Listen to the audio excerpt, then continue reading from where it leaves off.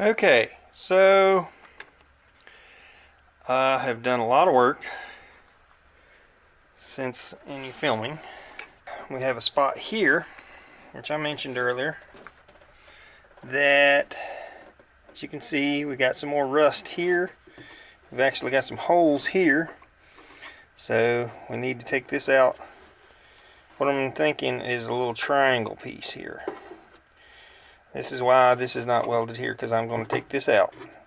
So, we need to take a little more of this sound deadener stuff out. See what we can do with that.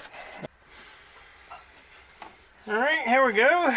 I found a piece that was actually cut off of our floor pan there, so it's perfect. It's actually bigger than what I need, but that's fine.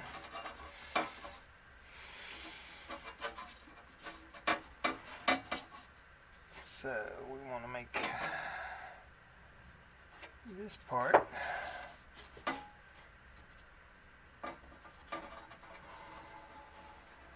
right out through there. This part, oops, we're going to make go a little bit higher right there. Maybe even curve it a little bit. Okay, so went back here to the vise. Hold on, I'm talking really loud. I got these earplugs in. Went back here to the vise. Made me a nice little 90 for my flange. And I now see that 90 is going to be a problem because there's kind of a, wait a minute, is that supposed to be a bulge or is that bent? No, I think that's made that way. Yeah, because there's no damage here or anything. So that actually, nice straight 90, and I need, my flange needs to like come in a little bit back here. Okay, so what we need to do is mark where it needs to come in. So basically we're going to try and butt weld this to the other piece. So we'll start with right there. And your straight part goes to here. And then here, it comes back. And what's that come in? A quarter of an inch. Another quick trip to the vise, and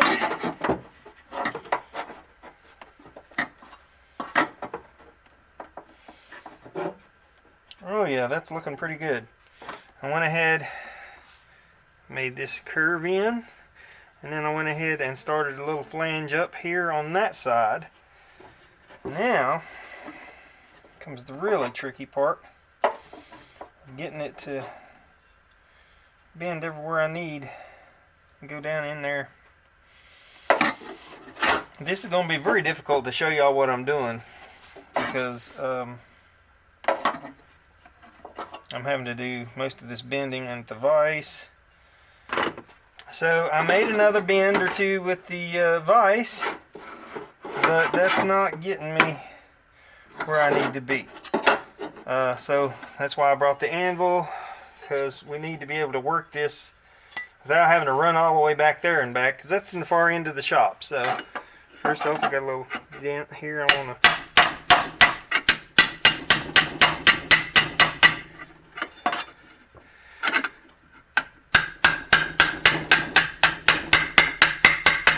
now, everybody may not have an anvil, especially an old made in the USA one like this, but they do have some at Harbor Freight.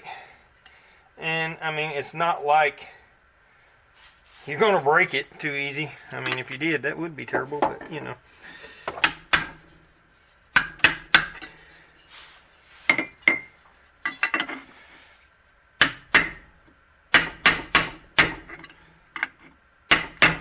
What I'm trying to do is get my bend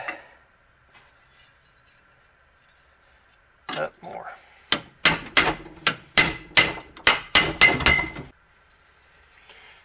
Okay, a lot of stuff back there going on that I didn't film, but I did try out my metal shrinker, so I got a little arch in this because it needed to go down a little bit. And I got a big railroad spike in the vise, clamped it to this, and hammered that to get that to go up there like I wanted it. So I'm starting to get there. It almost fits in here. In fact, once I cut away the old metal, it'll pretty much go right where I want it. So now I just got to get this contoured and fitted down here. So that means I got to make this not only around here, it needs to go down from there. So we're going to try and work it with the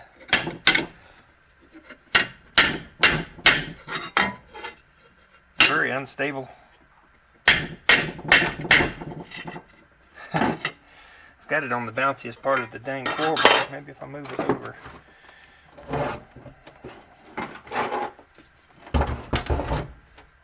over here, it might not so much. Yeah, better.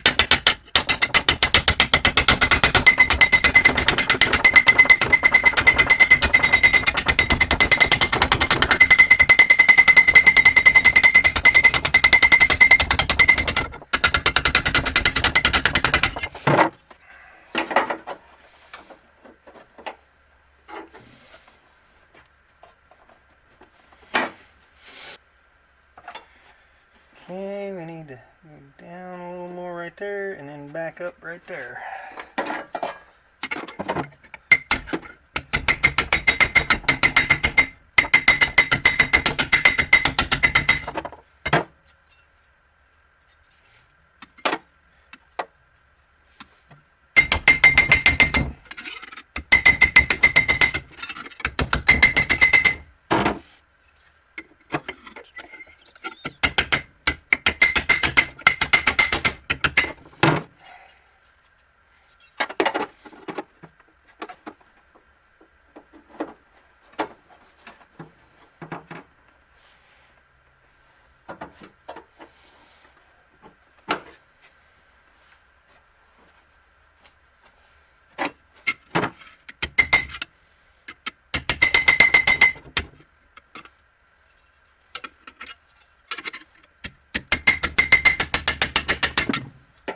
Trying to bring it back up just a smidge.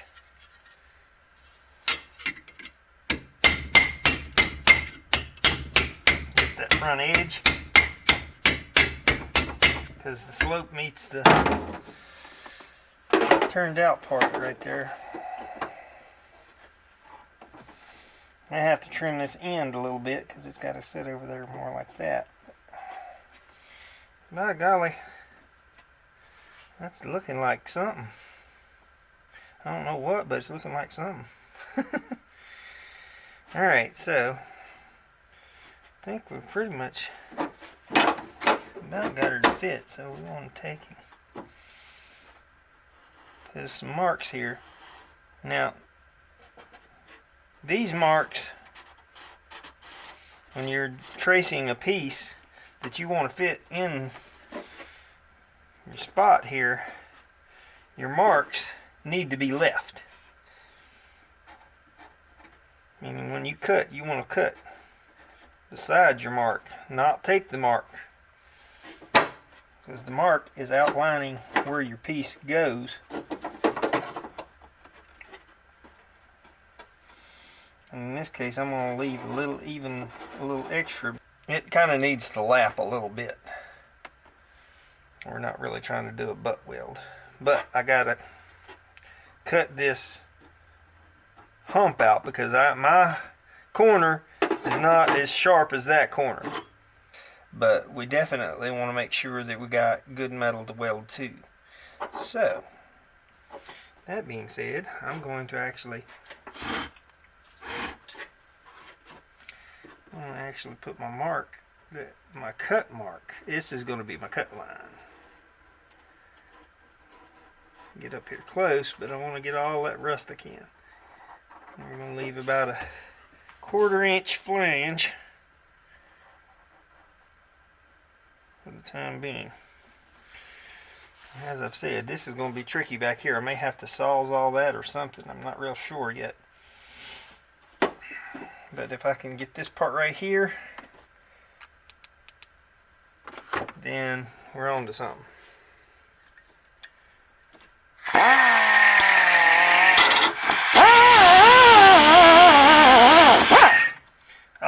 Of note, there shouldn't be anything in the way over there, but let's just make double sure. Okay, there's nothing under there, no kind of brake lines or anything, which I already knew my brake lines, fuel lines on the other side of the frame rail. So there's no wires, nothing under there. But it's always good to make sure before you start cutting.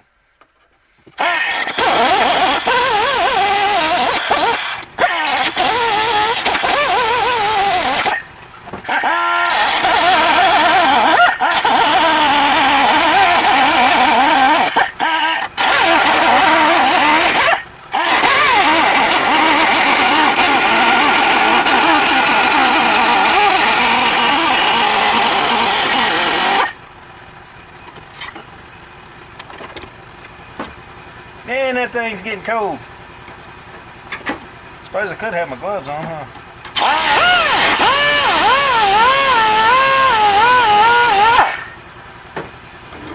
Alright, that should give me enough room to get my sawzall blade in there.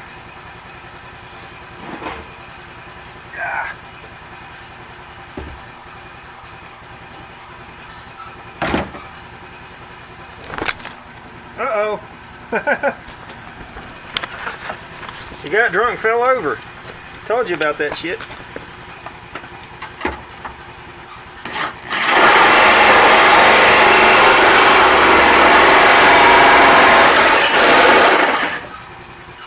That's cutting like butter.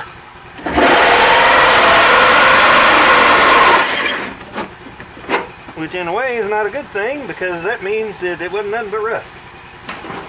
But it does make my job a little easier. So we got it almost cut loose, and now I'm going to make another cut with the cut-off wheel to get my blade in there and come back up that side.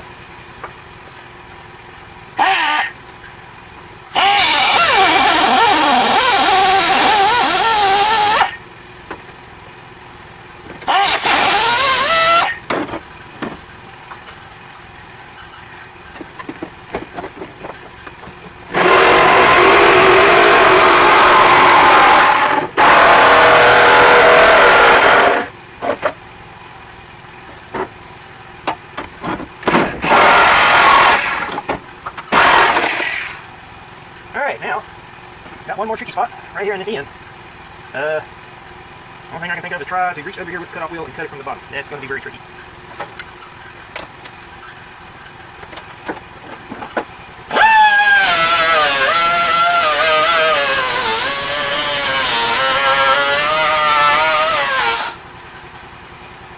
Whoa, oh.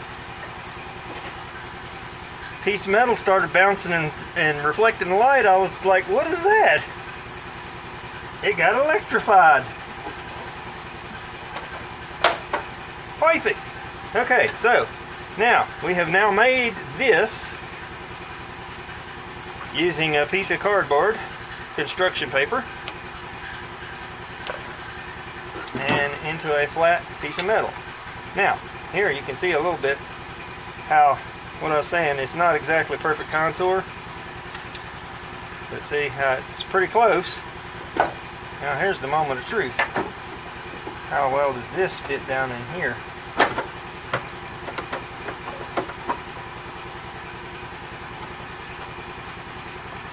A little welding, a little hammering, I believe it will work. I do believe I want to, like I was saying, trim this front part a little bit. Either that or we can just let it lap over, but I don't like the lap over. So with that fitting there and this all fitting here, I'm going to take and, alright, the black marker.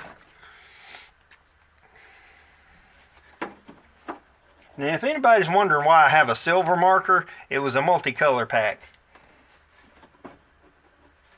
But it doesn't work very well for marking metal. Okay, so we want to cut this out right there. and right there. So I'm going to take that little notch right there out to allow this to sit over there better. And then we're going to chisel off that old rusty piece of metal down there. Oh man, these earplugs are very annoying when I'm talking. Sorry if I was talking too loud, but yeah, couldn't hear myself think. So, okay, we're going to put a little cutoff wheel and cut that little notch out.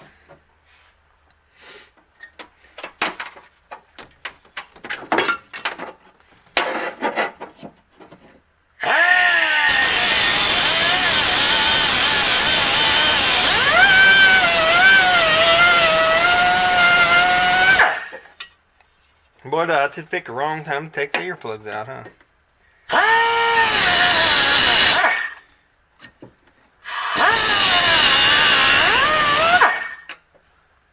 Alright, come on now.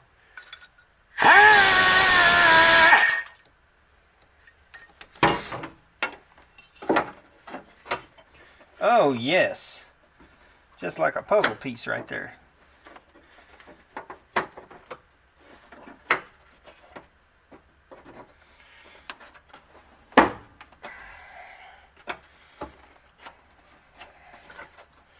So here again, we're close, but it's by no means just going to fall in there and then just weld around it. No, I'm going to have to weld and beat and weld and hammer and, you know, and get it fitted. But before we get into that, I want to get this snag of that old piece off of there as best I can. Clean up everything around here so we can get some good weld.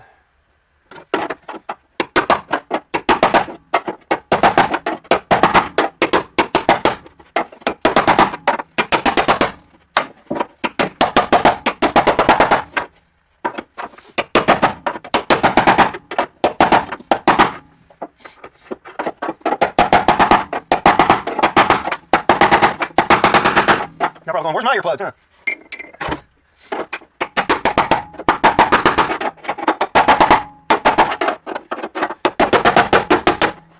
One spot weld.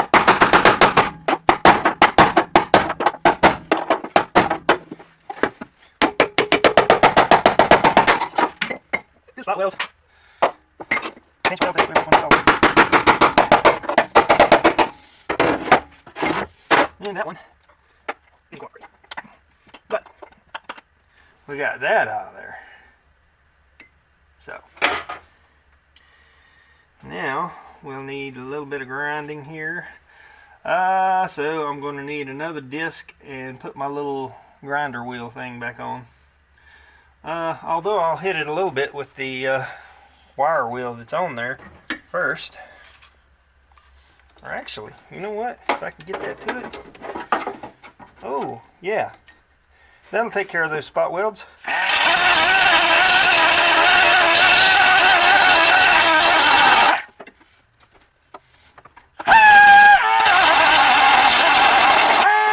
Well, first one. Yep, let me reach that one.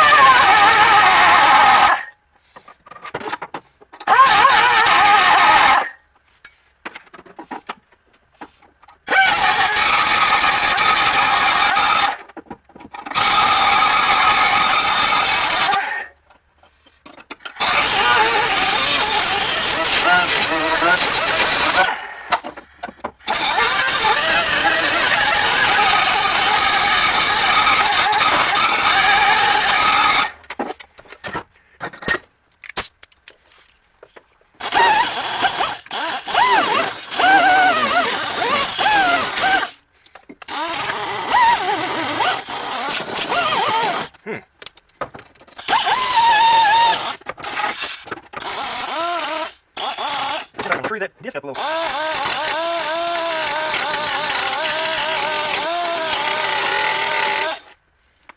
It's a little better.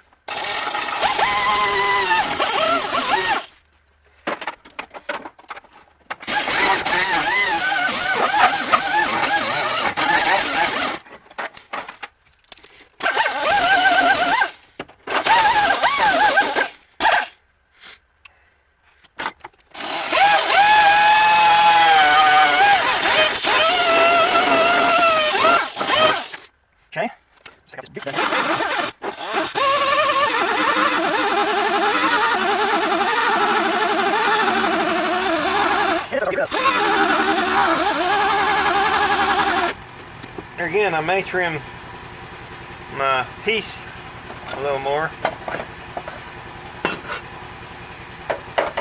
instead of going over that way so much.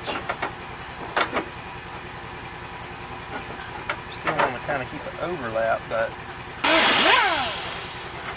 it's about as good as it's going to get. But I think that got me enough clean metal to hopefully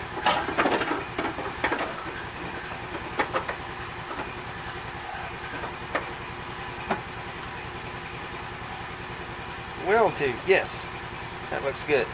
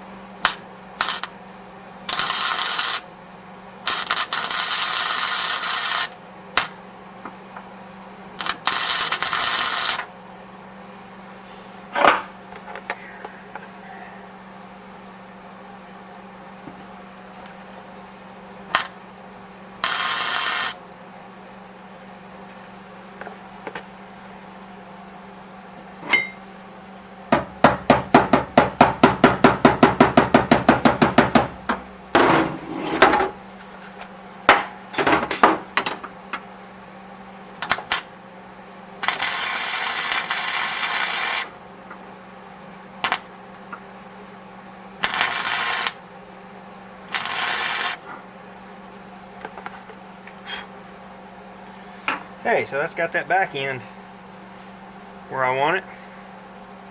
Do y'all even see anything? Okay, yeah. This thing could have like a light on the front of it, so I'd know what it's doing. It had a green light flashing a while ago, and I was like, wait a minute. Okay, so I'm going to put a weld here so that that doesn't push down any further. Yeah, undercoat.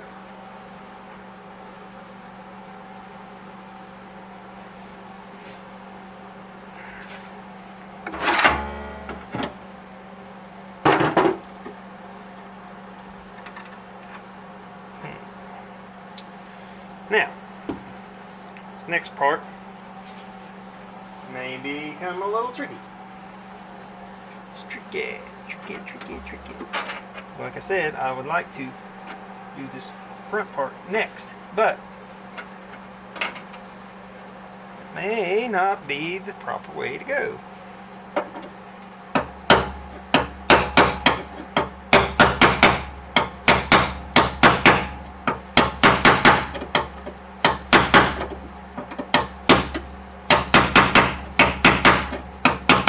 And yes, random bolt just became a punch.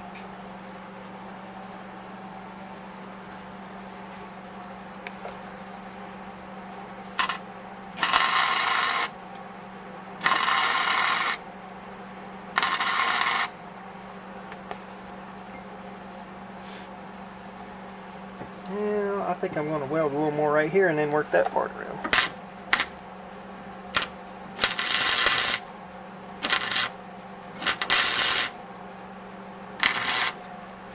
Okay, got some heat going, smoke show.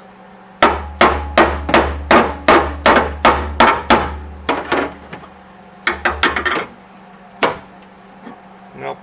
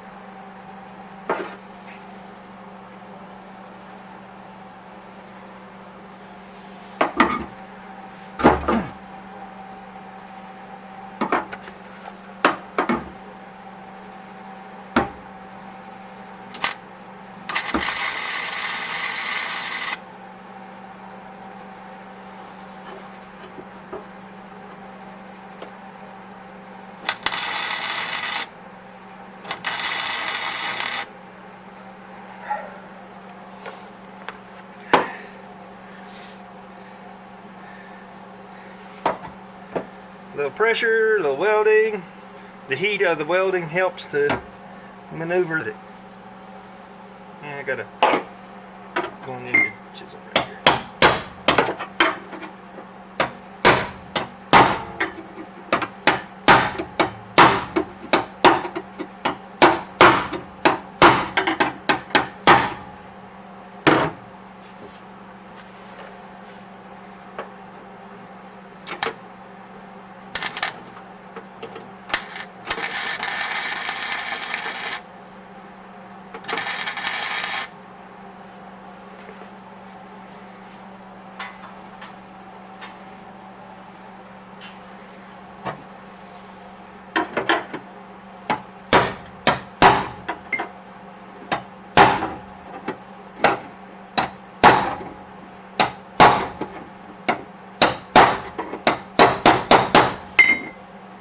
Was part of a marketplace find. It was a whole bunch of metalworking tools. The person had been a forger, so I got some interesting body tools out of that deal for like $40, I think.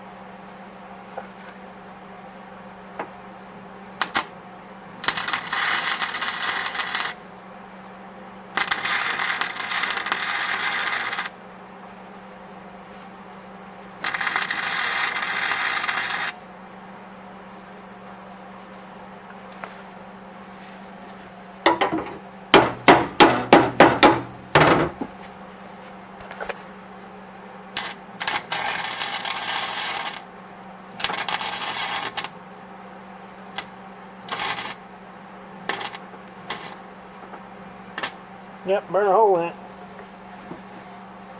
Yeah, that's typical.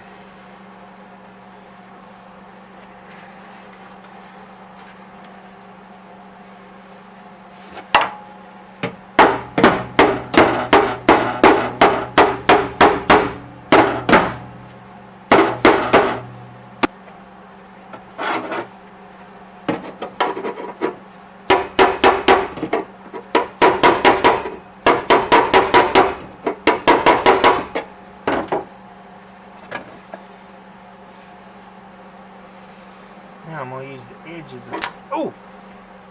I'm going to blind myself first. Use the... Pull the helmet down.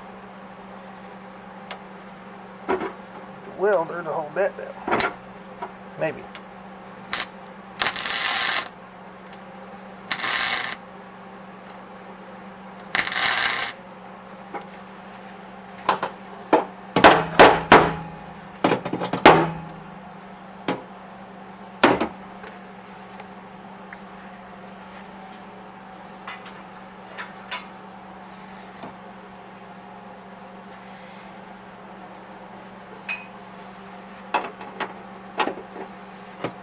See, this is not exactly a chisel, it's blunt-ended.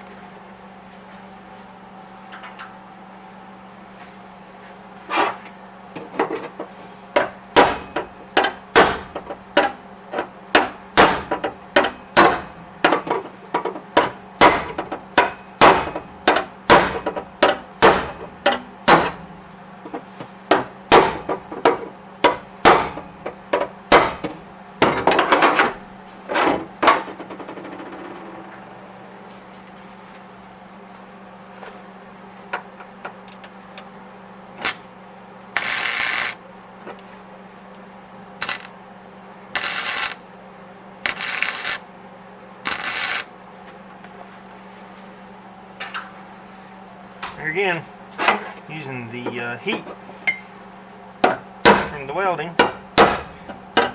helps this to contour. Also, as you weld, it holds it down so that when you hammer it, it don't just bounce it. stays put where you're trying to put it. I'm just hoping that I don't have no gap when I get down here to the bottom. If I do, I'll take care of it.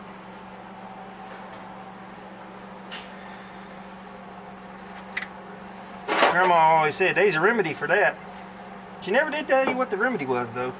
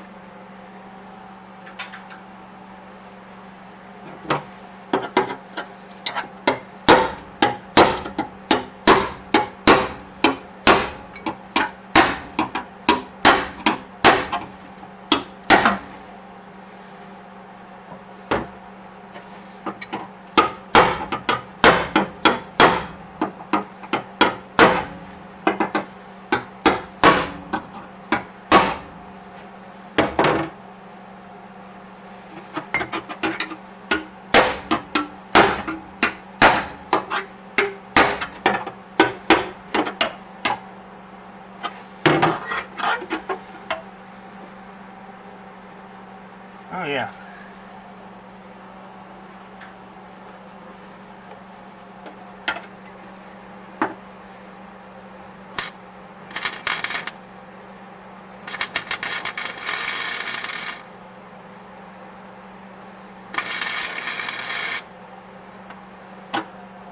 And sometimes you even weld left-handed.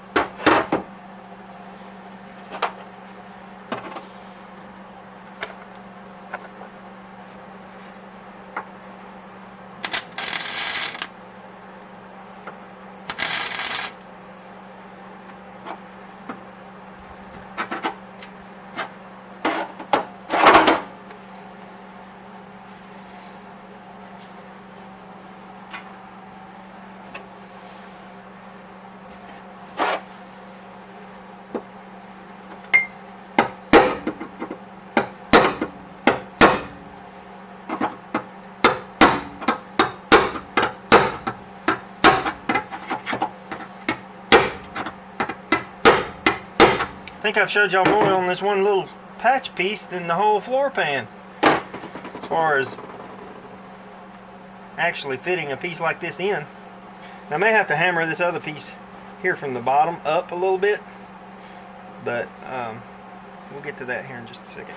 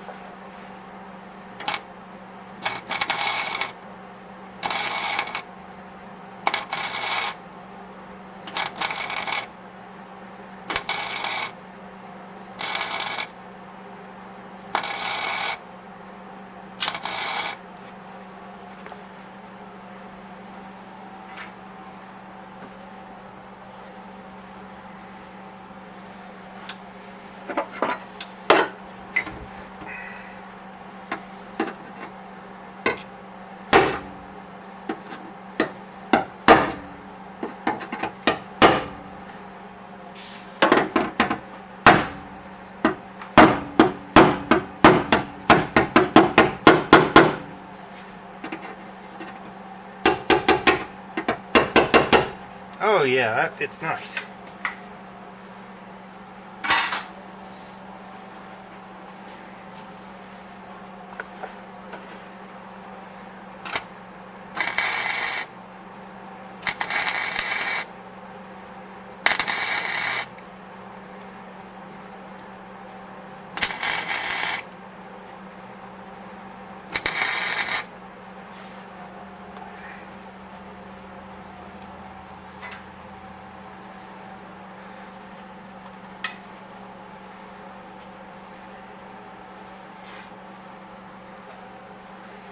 Alright, where's I put my little crooked chisel?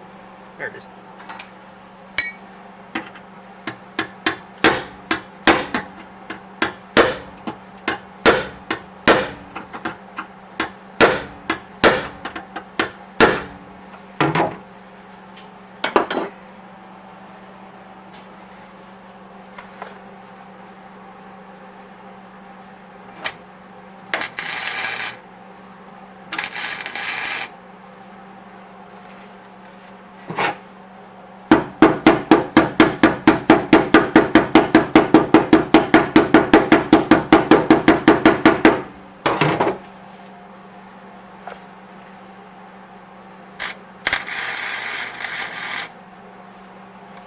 Alright, I'll show you what I got going on, and then I'm going to weld it all up.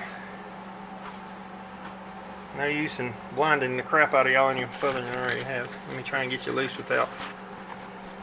Oh, there's a little button there somewhere. There it is. Okay, so let's see here. Oh, lens cap, get out of the way. So, there's our new piece in place. It took the place of this. Now, you can see there. There you go. Now you can see the rust holes. Well, that's cut mark, but yeah, rust holes. From the bottom, you wouldn't have known nothing was wrong, really, but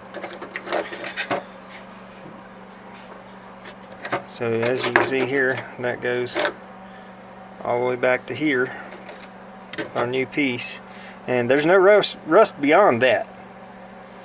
No, don't mind that. That doesn't matter. I'll clean up. All right. So now, once we get this took care of, you want to wipe it down. You can use degreaser. Like the paint prep, wax and grease remover stuff or whatever. That's fine. I used to use paint thinner, but then I found out you're not supposed to use paint thinner because it kind of leaves an oily film. So I use alcohol. Works fine, and it evaporates quickly. Whoop. No smoking.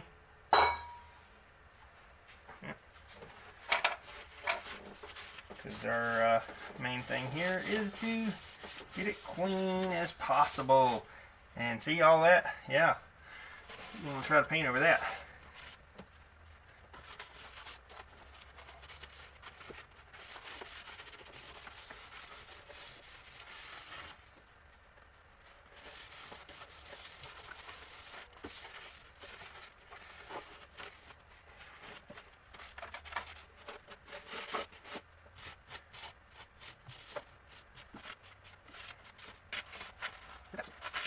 There.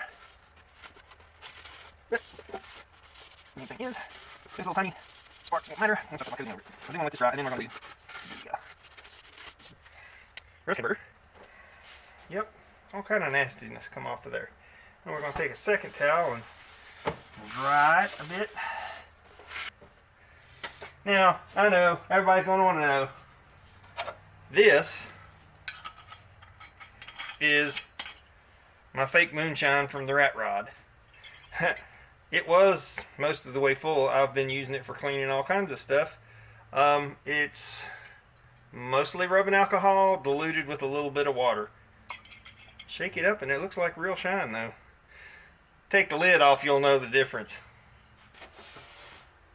Oh, nice. Yep.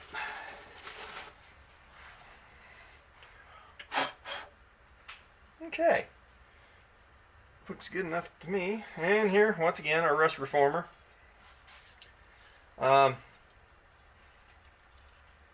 This brand seems to work fine to me. Different ones come out different. I like this one because it sprays on clear and then it turns black. That way you know it's doing something. I don't really like the ones that comes out black as primer because you can't really tell that they're doing anything. Not that one's any better than the other as far as I know, but that's just my preference. We want to especially make sure we get the seams. But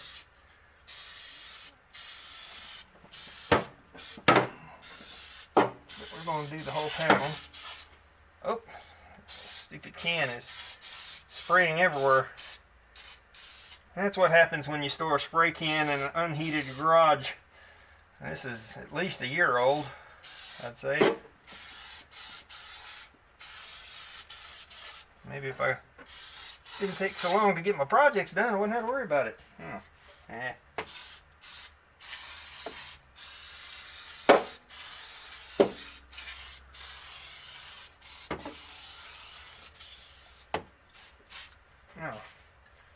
got a little left, I'll put that underneath. So this is pretty much going to wrap up the floor pan. The only thing left to do now is spray the bed liner stuff on it. And, whew, boy, that's some funky stuff there. Alright. Hold on. I might not be the smoothest operator here, but you can't. Well, it's already turning black. Every place that was a little bit of surface rust, like I say, I cleaned all that as best I could, but you know. So that will neutralize the rust, and then when I go back over with the bed liner, that'll fill in all the little small crevices or anything that I didn't get welded up perfect. I could probably do a whole lot better job if I had a better welder, but yeah, it is what it is. I have a floor pan, not a gaping hole. I'm happy with that. And all it costed me, of course I do have the metal.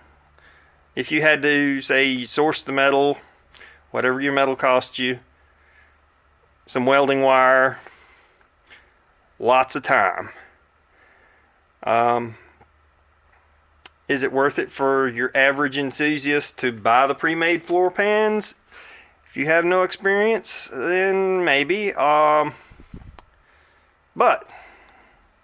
like I said, most of your pre-made floor pans that I have seen, now, y'all can correct me if you know of one that does, but most of them end here. They don't go up the toe pan, and they don't go up the transmission tunnel. And this was my worst area of rust, right? Because there's that seam. You can see it right there. There's the seam that goes all the way across the floor pan right there. And that's a terrible spot for a seam because, you know, well, that's right where your feet go. You know, it's all kinds of ways for moisture to get in that. Now, so I guess that'll do it. The only thing left to do is spray the bed liner. I'm going to let this dry 24 hours before I attempt to do that. Plus I got to look to see if I even have any bed liner. So, yeah, that ought to about do it. So, I'll shut up now. Later.